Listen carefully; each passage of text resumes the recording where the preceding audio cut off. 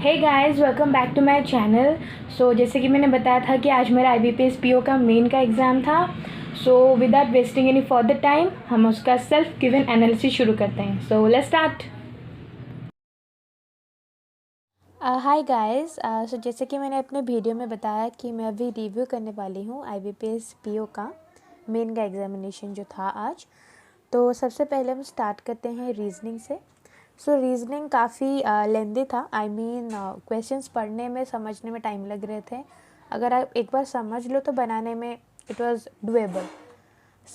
उसमें coding decoding का एक सवाल आया था DS फॉर्म में, मतलब आपको डेटा सफिशिएंसी के टर्म्स में पूछा गया था। वो शायद 2 क्वेश्चंस थे एंड ईच ऑफ 2 मार्क्स। उसमें क्या हुआ था कि क्वेश्चन में आपको एक कोडेड फॉर्म दिया गया है, ठीक है, जो चाइनीज़ कोडिंग होती है। उसके अलावा आपको और 2 स्टेटमेंट दिए गए हैं आपके मतलब जो क्वेश्चन में ऑलरेडी आपको स्टेटमेंट में दिया गया, उसके बाद ऑलरेडी और एक 2 स्टेटमेंट दिए गए हैं कि इन दोनों में से कौन सा स्टेटमेंट अगर आपके क्वेश्चन वाले स्टेटमेंट के साथ अगर वो जॉइंट होता है तभी वो जो भी रिक्वायर्ड आंसर है मिलेगा। मतलब data like statement 1 is sufficient और 2 और आइदर ऐसा करके था। उसमें से 2 क्वेश्चंस थे, वो पढ़ने में टाइम लग रहा था, तो वो एक है। और कोडेड ब्लड रिलेशन, जैसे कि आपका मतलब जैसे आपका A plus B means A is the father of B, ऐसा करके था। वो कोडेड ब्लड रिलेशन है, वो भी DS फॉर्मेट में था। मतलब एक तो पहले इक्वेशन दे दिया कि A plus B minus C percentage D, ऐसा करके इक्वेशन दे दिया। फिर आपका दिया था स्टेटमेंट, मतलब जो आपका क्वेश्चन है उसमें 2-3 इक्वेशंस दिए गए थे। तो उन दोनों में से कौन सा इक्वेशन अगर क्वेश्चन वाले इक्वेशन के साथ मर्ज होता है तभी आंसर मिलेगा, ऐसा करके कोडेड ब्लड रिलेशनशिप भी था, ठीक है। उसके बाद आपका आता है पज़ल। तो पज़ल वाज डिफ़िकल्ट। एक तो मैंने बनाया है ये वाला जो 3 डिपार्टमेंट, तो वैसा करके था कि आपका प्रोडक्शन डिपार्टमेंट एक है और एक आपका है फाइनेंशियल डिपार्टमेंट और एक शायद आपका शायद से सेल्स डिपार्टमेंट था, ऐसा कुछ था। तो हर एक डिपार्टमेंट पे 2 पोस्ट थे, एक जनरल मैनेजर के पोस्ट थे, ठीक है, एंड एक आपका मैनेजर का पोस्ट था। लेकिन फाइनेंशियल डिपार्टमेंट में बस ये मैनेजर वाला पोस्ट था और टोटल 10 पीपल थे। उनके डिफरेंट एजेस आपके थे, ठीक है। तो 10 पीपल देन एज, उनके डिफरेंट एज, और सबका एज जो भी है 90 से कम होना चाहिए।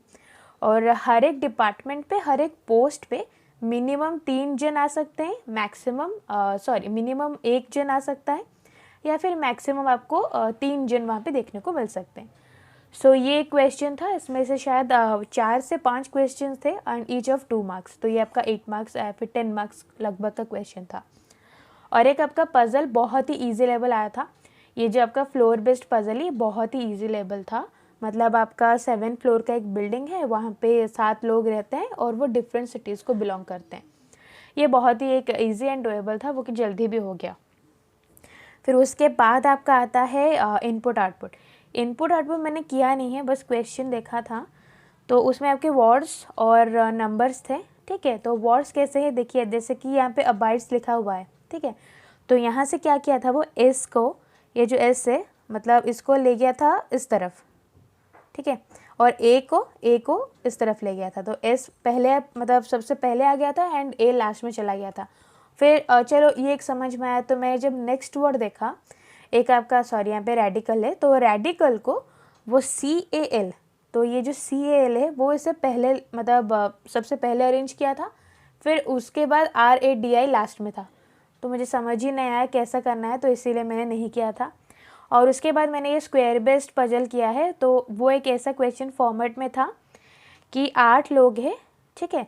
तो ये जो 8 लोग हैं एक स्क्वायर में बैठे हुए हैं एंड उसके ऊपर एक बाउंड्री है, वो भी स्क्वायर फॉर्मेट में है। तो ये एक्चुअली स्क्वायर इनसाइड स्क्वायर ही था, लेकिन वो वर्डिंग्स जो दिया था उसमें थोड़े से आपको परेशानी हो सकती है। तो उसके अंदर एक बाउंड्री है, वो भी स्क्वायर फॉर्मेट में है। तो ये अंदर वाला जो स्क्वायर है, जो स्मॉलर स्क्वायर है, उसमें भी 8 जन बैठे थे, लेकिन हर कोई आपका आउटसाइड फेस कर रहा था। उसी तरह जो बाहर वाले स्क्वायर में बैठे थे वो हर कोई इनसाइड फेस कर रहा था। तो इस हिसाब से वो एक दूसरे को फेस करके बैठे हुए। तो इस हिसाब से यहाँ पे आपके टोटल 8 मेंबर थे एंड बाहर भी आपके टोटल 8 मेंबर थे, उनको अरेंज करना था। ये मतलब थोड़ा टाइम टेकिंग था बट इट वाज डुएबल, ये थोड़ा डुएबल था। तो फिर उसके बाद और एक डायरेक्शन का क्वेश्चन मुझे याद आ रहा है। तो डायरेक्शन के क्वेश्चन में कैसा था कि आपको वैसे ही जैसे कोडेड में होता है ना, A into B plus minus ऐसा करके था। तो for example A and B, and का मतलब यहाँ पे आपको पता चल रहा है कि वेस्ट है, ठीक है। लेकिन वहाँ पे 17 है और यहाँ पे और एक नंबर है। मैंने फॉर इंस्टेंस इसको मतलब 32 लिया है, तो इसमें 15 का गैप है।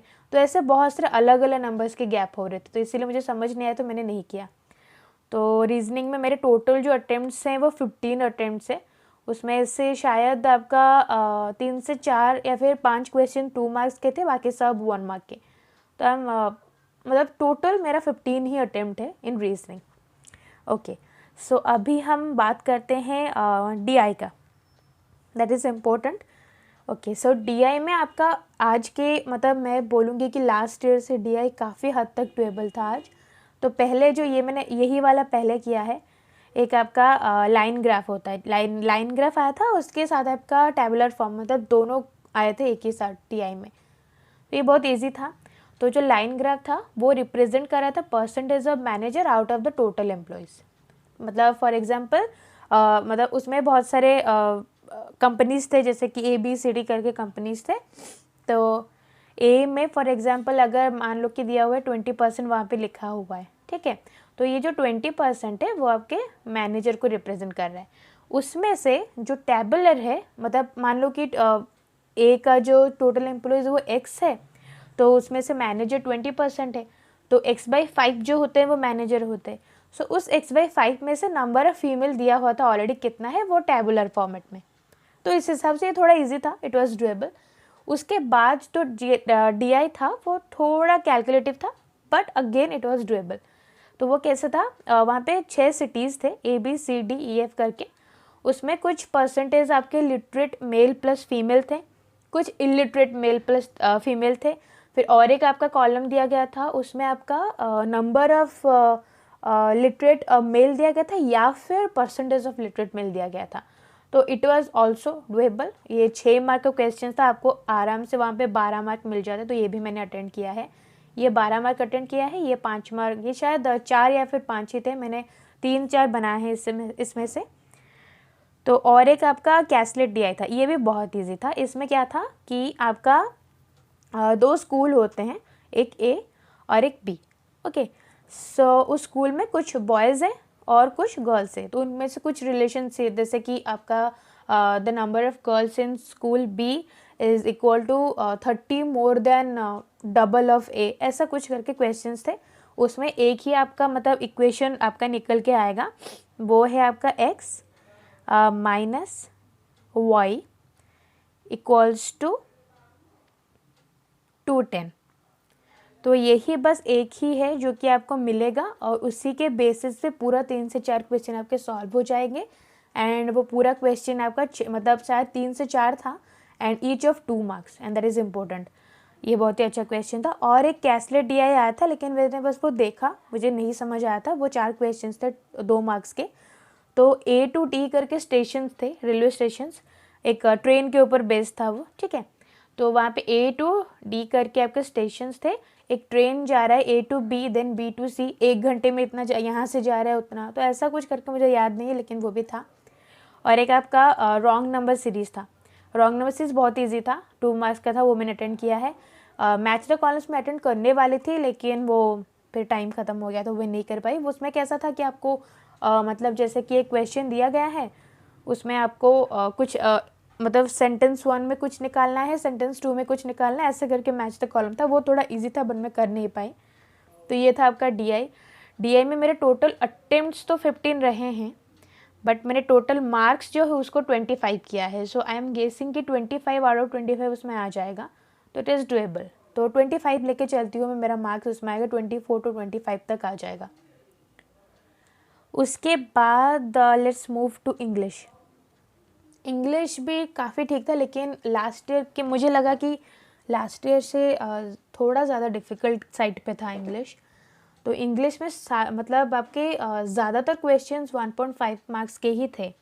उसमें AI बेस्ड आपके 2 RC आए थे, सॉरी, तो उसमें AI बेस्ड आपके 2 RC आए हुए थे रीडिंग ऑपरेशन। तो एक था आपका robotics, that is robotics technology in e-waste, ठीक है, और एक आपका use of AI in countries related कुछ था, शायद economic development that will diminish the human labour, ऐसा कुछ करके था। तो ये दोनों ही आपके 1.5 मार्क्स के शायद आपके 6 मतलब ईच RC आपका शायद से 5 से 6 क्वेश्चंस कंटेन कर रहे थे। सो टोटल आपको यहाँ पे टोटल आपको यहाँ पे आराम से 10 क्वेश्चन अराउंड आप बना सकते हो, that is B of 15 mark in दोनों RC से। और क्वेश्चन भी काफ़ी मॉडरेट थे, इतना कुछ ज़्यादा ये हाइप नहीं था क्वेश्चंस में। फिर आपके वर्ड रिप्लेसमेंट आए थे, वो भी इजी था, लेकिन उसमें थोड़ा मतलब थोड़ा नया फॉर्मेट में था, जैसे कि एक सेंटेंस दिया गया है, ठीक है, सो एक सेंटेंस दिया गया है, उसमें आपके 4 वर्ड्स आपके हाईलाइटेड है, ऊपर से और एक वर्ड यहाँ पे दे रखा है उसके मतलब सेंटेंस के पहले, जो कि हाईलाइटेड है। तो इनमें से कौन सा वर्ड आपका गलत है, एंड वो अगर इसके मतलब ये गिवन वर्ड के जो सिनोनिम है अगर उससे रिप्लेस होगा तो सही हो जाएगा, ऐसा करके था। But it was easy, question समझ गया तो कर लोगे आप आराम से। फिर और एक RC था, उसमें आपके जम्बल्ड थे, देन एरर्स थे, PQRS करके एक पार्ट में था, उसमें एरर्स थे, उसमें जम्बल्ड थे, उसमें भी आपके कुल मिला के 6 से 7 क्वेश्चन आप आराम से कर लोगे। फिर क्लोज टेस्ट भी काफ़ी ठीक ठाक था, चलेगा। Then tone of the passage कर 4 क्वेश्चन आए थे, मैंने बस 2 ही किए हैं। तो इंग्लिश में मेरे अच्छे खासे अटैम्प्ट रहे हैं, इंग्लिश में शायद से मैंने 26 अटैम्प्ट्स किए हैं, एंड लगभग सारे के सारे क्वेश्चंस आपके 1.5 मार्क्स के थे। तो इसमें से मैं एक्सपेक्ट कर रही हूँ आपका मोर देन 20 में एक्सपेक्ट कर रही हूँ, मेरा एक्यूरेसी काफ़ी ठीक है, इंग्लिश में अच्छा है। तो let's move to GA, general awareness. Okay, तो इसमें एक्चुअली मुझे इतने क्वेश्चंस याद नहीं आ रहे थे, मैंने जितना याद कर पाया उतना लिख लिया है। So general awareness was the easiest among all the subjects from today. So इसमें आपके टोटल तो आपको पता है 40 क्वेश्चंस आते हैं, एंड मैंने इसमें टोटल 33 अटेम्प्ट किए हैं। इट वाज दैट ईजी था, लेकिन अभी मुझे पता चला है कि मेरे 2 क्वेश्चंस ऑलरेडी गलत हो चुके हैं। So I am hoping that I will score a decent mark, 30 I will score. So ये बहुत ही अच्छा गया था मेरा ये वाला एग्ज़ाम। तो जैसे कि मैं कुछ क्वेश्चंस आपको बता देती हूँ। व्हाट इज़ नियो बैंक था, व्हाट इज़ नियो बैंक किसे बोलते हो, तो मतलब आपके जो होता है, जैसे कि आपका ऑप्शंस रहता है, ऑप्शंस में बस एक सेटिस्फाई करने वाला ऑप्शन था, दैट इज़ 100% डिजिटल, वही वाला होगा। देन व्हाट इज़ MSF या फिर repo rate, I don't know exactly, शायद मेरा गलत है, उसके रिलेटेड था। फिर आपका theme of NRI day, that is contributing to Atmanirbhar Bharat, यही वाला। देन कैपेक्स जो होता है उसका फुल फॉर्म पूछा गया था, कैपिटल एक्सपेंडिचर, वो जो गवर्नमेंट अभी PSE मतलब जो पब्लिक सेक्टर एंटरप्राइजेस है उसके रिलेटेड जो भी प्रोग्राम्स कर रहे हैं वो कैपेक्स के अंडर है, ऐसा करके। देन जो आपका 40th एक्सपेडिशन टू अंटार्कटिका हो रहा है वो कहाँ से, वो गोवा से होने वाला है, ये एक क्वेश्चन है। देन वीज़ा सिग्नेचर कार्ड कौन से बैंक ने लॉन्च किया है, बैंक ऑफ इंडिया ने लॉन्च किया है, iMobile ICICI का। देन लॉकडाउन ऐसा करके कुछ बुक था, मुझे तो पढ़ा ही नहीं जा रहा है, ठीक है, तो वो शोभा दे ने लिखा था, वो भी मैंने छोड़ दिया एक्चुअली, मैं थोड़ा कंफ्यूज थी। देन आपका जो 2nd addition of Khelo India, ये मेरा गलत हुआ है, शायद ये लद्दाख मैंने मतलब क्लिक किया है, बट शायद ये जम्मू एंड कश्मीर है। और पे आउट लिंक्स किसने लॉन्च किया है, तो ये पेटीएम है। तो उसके अलावा भी बहुत सारे क्वेश्चंस थे, फिलहाल मुझे याद नहीं आ रहे हैं, but still will get like, अभी फ़िलहाल तो याद नहीं, आप कोई भी साइट देखोगे तो आप पता चल जाएगा। ये बहुत ही मतलब अच्छा खासा टॉपिक था, ये मतलब इजी था, इट वाज इजी, मतलब अगर आप SBI PO and RRB PO वगैरह को मतलब उसको अगर नोटिस करोगे तो वहाँ से तो बहुत ही ईजी था आपको, मतलब आपने सुना भी होगा, बहुत लोगों ने बहुत सारा अटेम्प्ट किया है, इवन मुझे भी लग रहा है कि मेरे 30 अराउंड मार्क्स आ जाएंगे। तो ये था आपका टोटल जितना भी सेक्शन था। उसके बाद मैं आपको ओवरऑल बता देती हूँ। तो मेरे हिसाब से जो ओवरऑल डिफ़िकल्टी लेवल था पेपर का, वो आपका मॉडरेट था, मैं डिफ़िकल्ट नहीं बोलूँगी, ना ही इजी, क्योंकि रीजनिंग बहुत ही मतलब लेंदी आया हुआ था। So I guess it was moderate, ठीक है। तो और मेरे जो टोटल अटेम्प्ट्स बने हैं वो 87 है, एंड मैं जब चेक की तो 87 is a good attempt. And descriptive में आपके बहुत ही इजी एसेस आए थे। एक तो आपका वर्क फ्रॉम होम जो कि मैक्सिमम बच्चों ने अटेंड किया होगा, देन आपका ई वेस्ट मैनेजमेंट के ऊपर एक आया था, और एक आपका इन्फ्लेशन आया था। सो इन्फ्लेशन में आपको डेटाबेस रहता है तो शायद से ही किसी ने किया होगा, बट इन दोनों में बहुत लोगों ने किया होगा, ई वेस्ट एंड आपका वर्क फ्रॉम होम। एंड जो आपका लेटर आया था, लेटर में आपका एक आया था, मैंने अटेंड किया है वो है कि आप एक ब्रांच मैनेजर हो, ठीक है। सो आपको एक कस्टमर ने लोन अप्लाई किया था, हाउसिंग लोन ऑफ 80 लाख, तो वो रिजेक्ट हो गया क्योंकि उसका ऑलरेडी बहुत सारे लोन्स चल रहे हैं। उसी के ऊपर एक पोलाइट लेटर आपको वो कस्टमर के पास लिख के भेजना था। तो ये एक वो एक था जो कि मैंने लिखा है। तो thank you guys for watching. So this was the overall review. So मैं आशा करती हूँ कि आपको अच्छा लगा होगा, और अगर मैंने कुछ छोड़ दिया है किसी की भी चीज़ को तो आप कमेंट करके ज़रूर बताएं, और आप अपने अटेम्प्ट्स भी बिल्कुल शेयर करें ताकि हम आगे एक कट ऑफ का अंदाज़ा भी लगा सकें। तो thank you guys for watching. Please subscribe to my channel and stay tuned. Thank you.